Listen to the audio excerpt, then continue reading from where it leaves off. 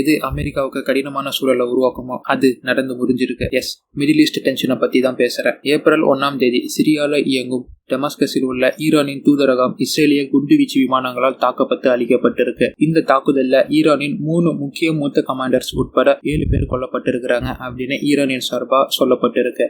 இந்த 3 மூத்த வீரர்கள் டெமாஸ்கஸுக்கு வந்ததை தெரிஞ்சுதான் இஸ்ரேலியர்களால் இந்த தாக்குதல் நடத்தப்பட்டிருக்கு அப்படிங்கிற அதிகாரப்பூர்வ செய்தியும் இருக்கு. ஆனா இதற்கு பிறகுதான் ஒவ்வொரு சம்பவமா அரங்கேறி இருக்கு. சொல்லப்போனா உலக நாட்டு தலைவர்கள் உடனடியா இஸ்ரேல போர் நிறுத்தம் பண்ண அழுத்தம் தராங்க. உலக நாடுகளே மிடில் ஈஸ்ட்ல ஒரு போர் மூலக்கூடாதுன்னு இப்ப பிரார்த்தனை செய்யறாங்க. ஆனா நடக்கும் நிகழ்வு இதற்கு எதிர்மறையா இருக்கு.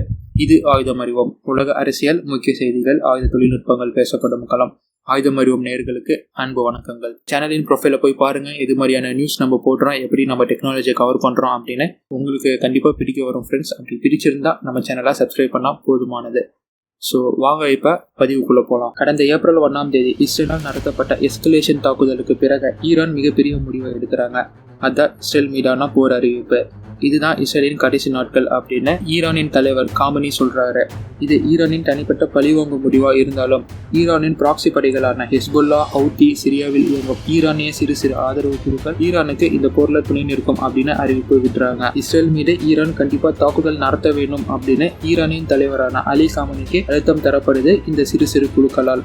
இப்ப இஸ்ரேலை சுற்றி ஒரு போர் மேகம் மூண்டிருக்கு. ஈரானும் இதற்கு ஏற்ற மாதிரி பல வகையான ஆயுதங்களை ஈராக்கை கடந்து சிரியாவின் எல்லை வர நிலைநிறுத்திருக்கிறாங்க. அண்ட் தன்னோட அண்டர் கிரவுண்ட் மெசேஜை முழு வீச்சில் இப்ப தயார்படுத்திட்டு வராங்க. கோலான் ஹைட்ஸ் எனப்படும் மிக குறுகிய எல்லை பகிர்வுல நேரடியா இஸ்ரேல் தாக்கப்படலாம் என்பதும் இங்க இஸ்ரேலுக்கு மிக ஆபத்தான செய்தி. இதற்கு மத்தியில் அமெரிக்காவிடம் இருந்து குண்டுகள் வாங்கவும் அதற்கான அனுமதிகளும் அமெரிக்காவிடம் இருந்து இஸ்ரேலுக்கு கிடைச்சிருக்கு. மேலும் லெபனன் மற்றும் நார்த் ஈஸ்ட் பார்டர்ல இஸ்ரேல் தன்னோட பீரங்கி படைகளை நிலைநிறுத்திருக்கிறாங்க. சுமார் 7 லட்சத்துக்கும் மேற்பட்ட ரிசர்வ் படை வீரர்களை மீண்டும் பணிக்கு அழைச்சிருக்கிறாங்க இஸ்ரேல். இது இல்லாம இஸ்ரேலிய மக்களுக்கு அரசாங்கம் 3 நாளுக்கான எமர்ஜென்சி அறிவிப்பை ஒன்றும் விடுத்திருக்காங்க. இதன் விளைவா இஸ்ரேல்ல இப்ப பேனிக் பையிங் நடக்குது. ஆனா நிலைமையை இன்னும் மோசமாக்கும் விதமா பல்லாயிரக்கணக்கான மக்கள் தலைநகர் தெல் அவிவுல பிரதமர் நெத்தனியாகுவை ரிசைன் பண்ண சொல்லியும் ஆளும் கட்சியை எதிர்க்கும் போராட்டம் நடத்திட்டு வராங்க.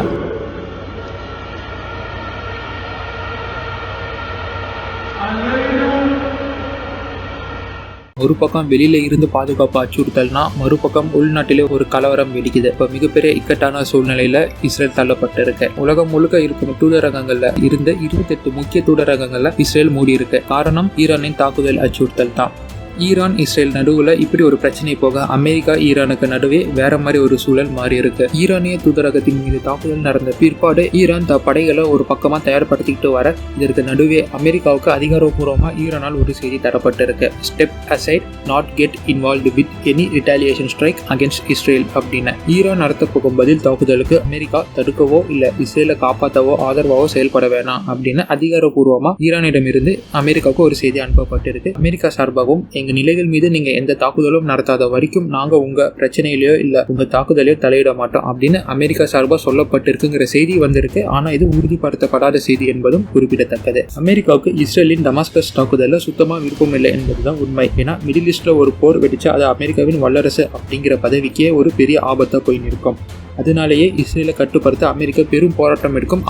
அப்பப்பன்னு சொல்ல முடியாது, பல வாட்டிகளும் அமெரிக்காவின் ஆண்டனி பிளிங்கன் இந்த ஒரு விஷயமாகவே மிடில் ஈஸ்ட் நாடுகளுக்கு பயணம் மேற்கொள்வார். இருந்தாலும் அமெரிக்காவின் அழுத்தத்தை மீறி சில வாட்டி இஸ்ரேல் செயல்பட்டு தான் இருக்கு. ஒரு பக்கம் அமெரிக்கா ஈரான் டீலிங் இப்படி போக சிரியால இருக்கும் டயர் எஸ் ஜோர்ல இருக்கும் அமெரிக்காவின் மிலிட்டரி பேஸ் ஏவுகணை தாக்குதலுக்கு உட்பட்டு இருக்கு. இந்த தாக்குதலை நடத்தினது ஈரானின் ப்ராக்சி படைகளில் ஒன்றான இஸ்லாமிக் ரெசிஸ்டன்ஸ் படை தான். இது அவங்களே முன் வந்து ஒத்துக்கிட்ட ஒரு செய்தி. மேல ஈரானால் அமெரிக்காவுக்கு கொடுத்த வார்னிங் இப்ப ஈரான் மீறப்பட்டிருக்கா இப்படிங்கிற மாதிரி ஒரு கேள்வி எழுப்பும் வண்ணமா இந்த ஒரு தாக்குதல் இப்ப நடத்தப்பட்டிருக்கு. இந்த இடத்துல ஈரான் பிரச்சனையில சிக்கிட்டு இருக்கு அப்படின்னு சொல்ல முடியும். ஏன்னா இங்க ஈரான் அப்படிங்கிற ஒரு நாடு டைரக்டா போய் இஸ்ரேல தாக்க போவதில்லை. ஈரானின் சிறு சிறு குழுக்கள், ஈரானின் ஆதரவு குழுக்கள் இவங்கெல்லாம் சேர்ந்துதான் இப்ப இஸ்ரேல தாக்க போறாங்க. ஸோ ஈரான் ஒரு விஷயத்த சொல்லுது, நாங்க இதை பண்ண மாட்டோம், நீங்களும் அதை பண்ணாதீங்க அப்படின்னு இப்ப ஈரான் சொல்லுதுன்னா சிறு படைகளும் இல்ல ஆதரவு படைகளும் இதை கேட்டுக்கிட்டு அது மாதிரி நடக்கணும். அவங்களுக்கு கீழே இவங்க இருக்கிறதுனால ஈரான் என்ன சொல்றாங்களோ அதை கேட்டுட்டு நடக்கணும். எந்த ஒரு எமோஷனல் டெசிஷனும் எடுக்காம இருந்தாங்கன்னா அது ஈரானுக்கு சாதகமா அமையும். அதோ இப்ப சொன்ன மாதிரி ஏதாச்சும் ஒரு சின்ன தாக்குதல் நடத்தினாங்கன்னா கூட அது ஈரானுக்கே ஒரு பேக் ஃபயரா போகும். ஸோ ஈரானிடம் இருக்கும் குழுக்களா இருந்தாலும் சரி இல்ல ஆதரவு படைகளா இருந்தாலும் சரி ஈரானுக்கு இருமுனை கத்திகளாகவே இருக்கும். அதை ஈரான் எப்படி கண்ட்ரோல் பண்ணி பயன்படுத்துறாங்க அப்படிங்கிறது தான் இஸ்ரேலுக்கு எதிரான வெற்றியை ஈரானுக்கு தீர்மானம் செய்யக்கூடியது. அதற்கு சிறந்த எக்ஸாம்பிளா இந்த ஒரு தாக்குதலை நாம எடுத்துக்கலாம். இதற்கு நடுவே சிரியால இருக்கும் கோலன் ஹைட்ஸ்ல கூடுதல் படை வீரர்களை களம் இறக்கியிருக்கிறாங்க ரஷ்யாவுக்கு சொல்லவே வேணாம் எந்த சூழ்நிலையில எப்படி செயல்பட்டு நமக்கு வெற்றி கிடைக்கும் அப்படின்னு. ஏற்கனவே ஈரானின் ஆயுதங்கள் படைகள் கோலன் ஹைட்ஸ் அப்படின்னு சொல்லப்படும் சிரிய பார்டர்ல குவிக்கப்பட்டிருக்கும் நிலையில இப்ப கூடுதலா ரஷ்ய வீரர்களும் அந்த கோலன் ஹைட்ஸ் அப்படிங்கிற இடத்துல குவிக்கப்பட்டிருப்பது இஸ்ரேலுக்கு ஒரு நைட்மேர் பகுதியாக அமைஞ்சிருக்கும். இஸ்ரேலுக்கு அது மிகப்பெரிய ஒரு அச்சுறுத்தல் தரும் ஆபத்தான பகுதியாகவும் இப்ப கோலன் ஹைட்ஸ் இப்ப இருக்கு. இந்த தாக்குதல்னால கடுப்பான அமெரிக்கா மிடில் ஈஸ்ட் சீல நிப்பாட்டி வச்சிருக்கும் தன் கடற்படைகளை முழு அவசர கால தயார் நிலையில நிப்பாட்டி இருக்கு.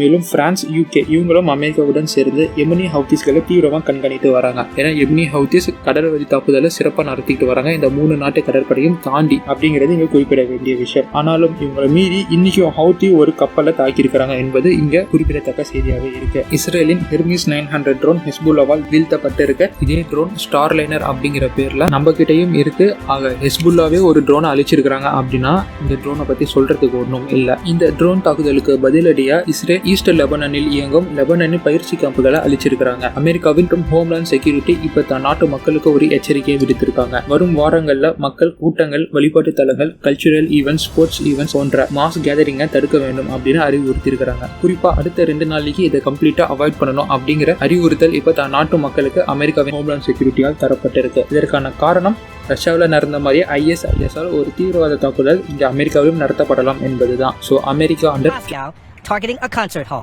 The concern, according to the bulletin, violence targeting mass gatherings such as sports stadiums, concert venues, or houses of worship in the United States. Law enforcement told to be on the lookout for any suspicious activity. The bulletin coming just days before millions will gather to watch the eclipse on Monday. இது போக UK Israel கிட்ட உடனடியாக காசா போரை நிறுத்த வேணும் அப்படிங்கிற அழுத்தம் தந்திருக்கிறாங்க. UN அவங்களும் இதே அழுத்தம் தந்திருக்காங்க. டெமாஸ்கஸ் தாக்குதலுக்கு பிறகு பல நாடுகளால் இஸ்ரேலுக்கு இதே அழுத்தம் தரப்பட்டுக்கிட்டு வருது.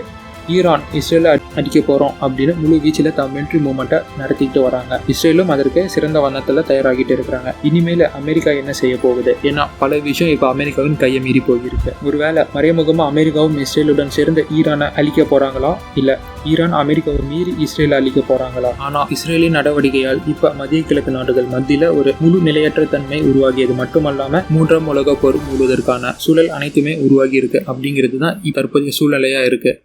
ஓகே ஃப்ரெண்ட்ஸ், இன்னைக்கான காணொலி இதுதான். ஹோப்ஃபுல்லி இந்த வீடியோவில் நான் ஏப்ரல் 1ஆம் தேதியிலிருந்து இப்போ வரைக்கும் நடந்த விஷயங்கள் அனைத்துமே நான் கவர் பண்ணி ஷார்ட் அண்ட் ஸ்வீட்டாக உங்களுக்கு சொல்லியிருக்கிறேன். எதையுமே விட்டு போகாத செய்திகள் அனைத்துமே உங்களுடைய கருத்துக்கள் இங்கே மிகவும் வரவேற்கப்படுது. இந்த வீடியோ உங்களுக்கு பிடிச்சிருந்துச்சுன்னா, இந்த செய்திகள் எல்லாம் உங்களுக்கு பிடிச்சிருந்துச்சுன்னா மறக்காம நீங்கள் நம்ம சேனலை சப்ஸ்கிரைப் பண்ணலாம். மேலும் உங்கள் நண்பர்களுக்கு நீங்கள் பகிரலாம். இஸ்ரேல் ஈரான் மத்தியில் இதுதான் இப்போ நடந்துகிட்டு இருக்கு அப்படின்னு உங்கள் நண்பர்களுக்கு தெரியப்படுத்தும் சிறந்த வாய்ப்பை இதை நீங்கள் எடுத்துக்கலாம். இதை பற்றின கருத்துக்கள் என்ன என்பது கமெண்ட் பாக்ஸில் வரவேற்கப்படுது. மீண்டும் அடுத்த பதிவில் சந்திப்போம். அதுவரை இணைந்திருங்கள். ஆயுதம் அறிவுங்கள்.